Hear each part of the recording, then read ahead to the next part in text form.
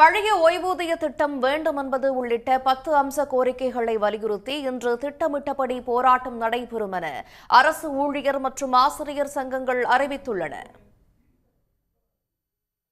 ஜாக்டோ ஜியோ கூட்டமைப்பு ஏற்கனவே போராட்ட அறிவிப்பை வெளியிட்டபோது அவர்களது கோரிக்கைகளை பரிசீலித்து உரிய நடவடிக்கை எடுக்க அமைச்சர்கள் கொண்ட தனிக்குழுவை அமைத்து முதலமைச்சர் மு.க.ஸ்டாலின் உத்தரவிட்டார்.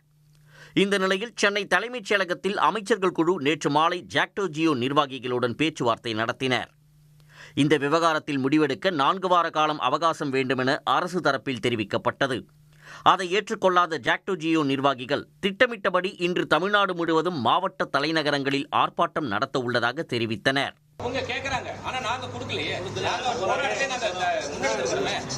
திட்டமிட்டபடி எங்களுக்கு போராட்டம் நடைபெறும். இதுவரைக்கும் எங்களுடைய பார்வைக்கு வரல, எங்களுக்கு இதுவரைக்கும் எங்களுக்கு கொடுக்கப்படல.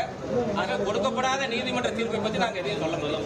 கண்டிப்பா எல்லா அலுவலகங்களும், தாலுகா ஆபீஸ், கலெக்டர் ஆபீஸ், பள்ளிகள், கல்லூரி எல்லாம் வந்து இன்னைக்கு பேச்சுவார்த்தை முடியும் வரை ஜாக்டோ ஜியோ போராட்டம் நடத்தக்கூடாது என உயர்நீதிமன்றம் உத்தரவிட்டிருந்தது.